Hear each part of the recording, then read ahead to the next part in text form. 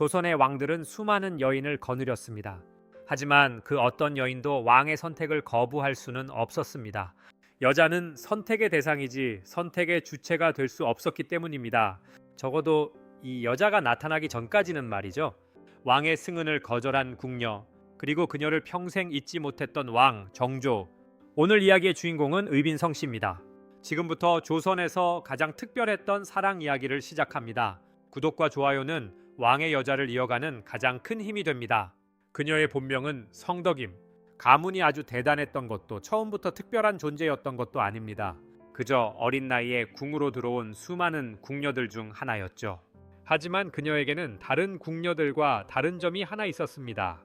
똑똑했습니다. 글을 읽고 상황을 파악하는 능력이 뛰어났고 무엇보다 사람의 마음을 읽을 줄 알았죠. 그리고 훗날 조선의 왕이 되는 남자 세손 이사는 그런 그녀를 눈여겨보게 됩니다.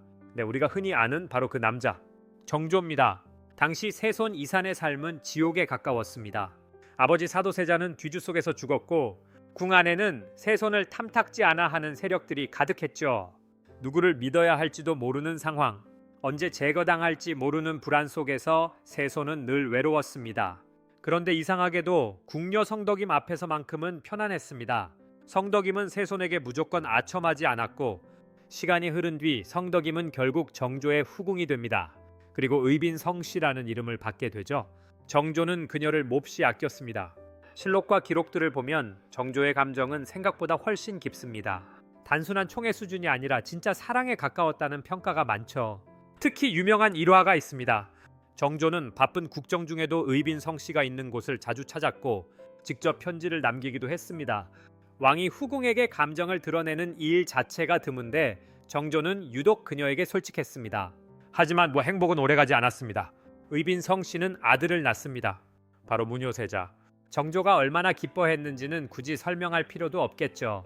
사도세자의 비극 이후 정조에게 아들은 단순한 자식이 아니었습니다. 자신의 한을 풀어줄 존재, 그리고 미래 그 자체였죠. 하지만 문효세자는 어린 나이에 세상을 떠납니다. 정조는 엄청난 충격을 받았습니다. 그리고 의빈성 씨 역시 깊은 상실 속에서 무너져 갑니다. 당시 기록들을 보면 정조는 아들의 죽음 이후 정신적으로 크게 흔들렸다는 해석도 나옵니다. 그리고 그 비극은 끝이 아니었습니다. 아들을 잃은 뒤 얼마 지나지 않아 의빈성 씨마저 세상을 떠납니다. 겨우 33. 정조는 큰 충격에 빠졌습니다. 기록에 따르면 정조는 그녀의 죽음을 매우 슬퍼했고 오랫동안 잊지 못했습니다. 심지어 훗날에도 의빈성 씨를 회상하는 글들을 남겼죠. 왕은 많은 여인을 가질 수 있었습니다. 하지만 아이러니하게도 진심으로 사랑한 사람은 단 한 명뿐이었을지도 모릅니다. 그리고 그 사람은 처음엔 자신을 거절했던 여자였습니다.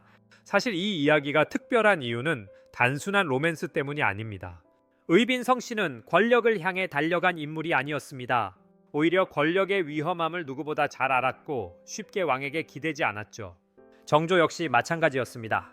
냉철한 군주였지만 그녀 앞에서는 한 사람의 남자처럼 행동했습니다. 그래서 사람들은 지금까지도 이 사랑 이야기에 끌리는 겁니다. 가질 수 없는 사람을 더 원하게 되는 마음, 그리고 너무 늦게 찾아온 행복. 어쩌면 정조는 평생 의빈성 씨를 통해 자신의 가장 인간적인 모습을 만났는지도 모릅니다. 왕은 모든 것을 가질 수 있었지만 끝내 가장 소중한 사람은 오래 곁에 두지 못했습니다. 조선의 수많은 후궁들 가운데 왕의 마음속에 가장 깊게 남은 여인, 의빈성 씨의 이야기였습니다. 다음 시간에도 더 흥미롭고 깊이 있는 왕실 속 숨겨진 이야기로 찾아오겠습니다. 왕의 여자, 구독과 좋아요, 알림 설정까지 부탁드립니다.